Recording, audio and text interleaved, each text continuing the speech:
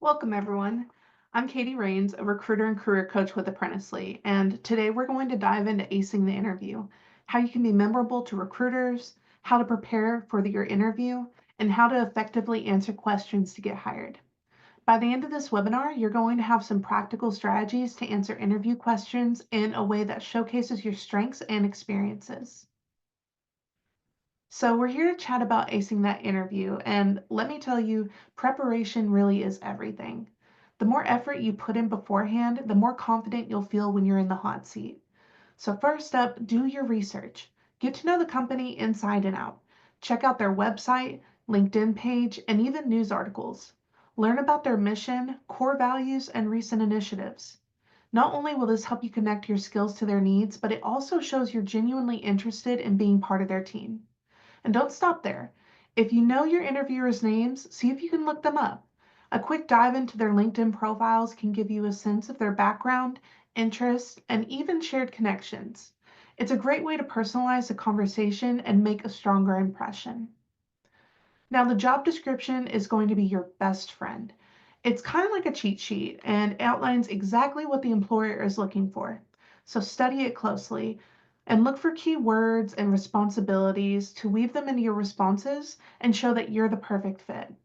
Tailoring your answers to the role not only boosts your chances, but also demonstrates that you've done your research, which recruiters love. And finally, let's talk about your answers. You're going to need to anticipate the questions you'll be asked, especially those behavioral and technical ones. So we're going to spend most of our time going over behavioral questions in this webinar today, but you can begin preparing for technical questions by Googling common technical questions asked for the role you're applying for. I also suggest using AI tools such as ChatGPT to really tailor examples of technical questions for that role using the job description. But bottom line, prep work is what sets you up for success. It's going to be the foundation for a standout interview that positions you as the ideal candidate. Now, let's talk a little bit about what a behavioral question is. These questions are going to be designed to assess how you've handled situations in the past, to predict how you might behave in the future. So you're going to often hear them start with phrases like, tell me about a time, or describe a situation. But why do recruiters ask these kinds of questions? They're looking for more than just your technical skills. They really want to understand how you operate under pressure, how you interact with others, and how you approach problem solving. Essentially, they're trying to get a sense of your soft skills, like communication, teamwork, adaptability, and conflict resolution, which are just as important as your technical abilities in most roles. So, giving you just a little bit of a recruiter insight, one tip from our recruiting team is to always consider the company's values when answering these questions. Tailoring your responses to align with the company's mission and culture can really set you apart. So, for example, if the company emphasizes innovation, consider highlighting situations where you've demonstrated creativity or took initiative. Let's dive into some of the most common behavioral questions you might encounter during an interview. These questions are designed to uncover specific aspects of your professional behavior and problem-solving abilities. For example, you might be asked, describe a situation where you had to collaborate with a diverse group of individuals to achieve a common goal. Or share an example of a problem you encountered at work and how you went about solving it. Another one is, can you discuss a time when you had to quickly adapt to a new situation or unexpected change? Each question targets a critical skill. When they ask about collaboration, they're evaluating how well you work with others, manage differing personalities, and achieve positive outcomes within diverse teams. For problem solving, they're really interested in your critical thinking and resourcefulness. And when it comes to adaptability, they're assessing your ability to stay effective and maintain composure in fast paced, ever changing environments. Now, what do these questions have in common? They're all aimed at understanding how you handle key workplace challenges. These challenges include things such as navigating conflicts with internal teams or external customers, functioning effectively within a team dynamic, demonstrating flexibility in high pressure situations, And I really want you guys to remember that recognizing these pattern of questions can make preparation so much easier. You can develop examples that address these themes and tweak them as needed to fit specific questions. A little bit of recruiter insight again. Specificity really matters when answering these questions. Instead of saying, we solved the problem by communicating more, share a clear and actionable example. So, for instance, instead of saying we, say I. So, I initiated a weekly check in meeting where each team member shared updates, which helped us identify and resolve issues before they escalated. This demonstrates inclusivity, proactivity, and attention to detail, which are really great qualities that recruiters value. And it's not just about answering the question itself, but how you approach it. Do you take ownership of your actions?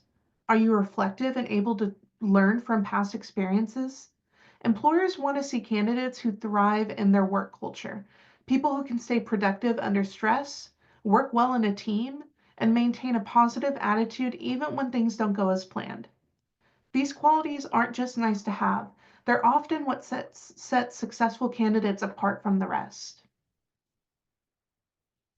Now, to effectively answer behavioral questions, I highly recommend using the STAR method. So this is going to be situation, task, action, and result. This structured approach not only helps you organize your thoughts, but also ensures your response is clear, impactful, and relevant. So let's break it down just a bit further. So one, the situation. I want you to start by setting the scene. Describe the context in which you face the challenge or the opportunity, and be specific. Paint a picture for the interviewer so they can fully understand the background of the situation. So, for example, in my previous role as a project manager, I was tasked with leading a team of 5 on a time sensitive project for a high profile client. Now, let's go to the task. For this, you're going to explain the challenge or the task that you were faced with.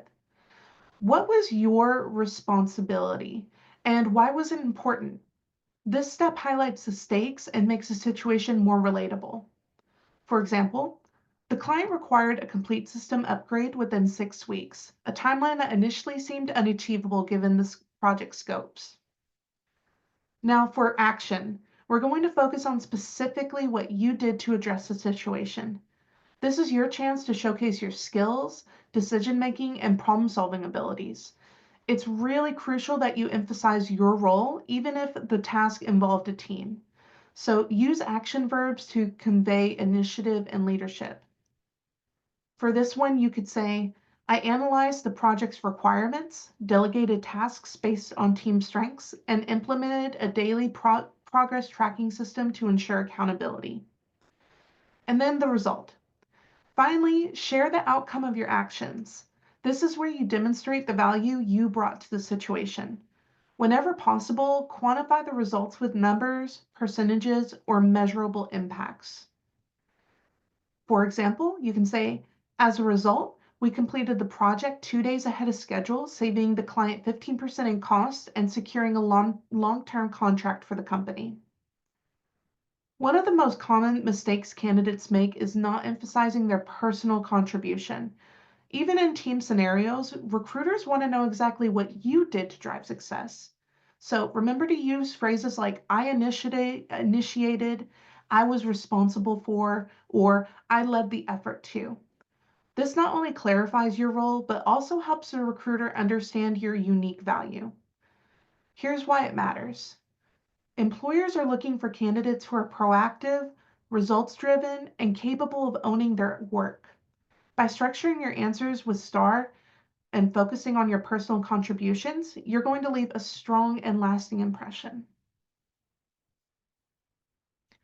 Now, while you're preparing your answers, it's just as important to be aware of common pitfalls as it is to perfect your content. So let's go over a few key areas where candidates often stumble and how you can avoid them. First is going to be oversharing. You know, we all love a good story, but too much detail can dilute your message or take the focus off of your key accomplishments. So be mindful of the goal. You need to highlight your skills and achievements in a way that's relevant to the question. A focused answer is always more impactful than a rambling one. Next is irrelevant information. Remember, this is your interview, so make sure that you're highlighting your contributions, not someone else's. Avoid going off topic or sharing details that don't directly relate to the role.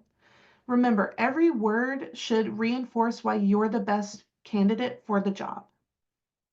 Now, let's talk a little bit about long-winded answers.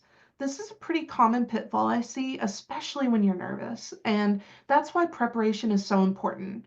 Writing down and practicing your answers helps keep them concise and to the point. A good rule of thumb is if your response takes more than a minute or two, it's probably time to wrap up. And finally, answering the wrong question. Behavioral questions can be long and complex, so it's easy to get sidetracked or misinterpret what's being asked. Take a moment to process the question before you jump in to answer it. And if you're unsure, it's perfectly okay to ask for clarification. One of the best ways to stay on track is to ask yourself, does this information directly answer the question? If the answer is no, then leave it out. Also, for virtual interviews, be mindful of your body language. Maintain eye contact by looking at the camera, sit with good posture, and keep your gestures open and engaged. It really does all contribute to a positive impression. And just a quick tip, if you catch yourself rambling, don't panic. Pause, take a breath, and ask the interviewer, did I answer your question? This shows self awareness and gives you an opportunity to refocus if needed.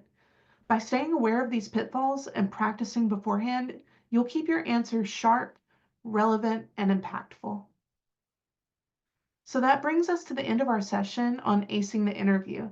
And I really hope that these tips gave you some valuable insights and boosted your confidence to your next interview. If you'd like to schedule a practice session or need additional support, don't hesitate to reach out to us. We are here to help you succeed.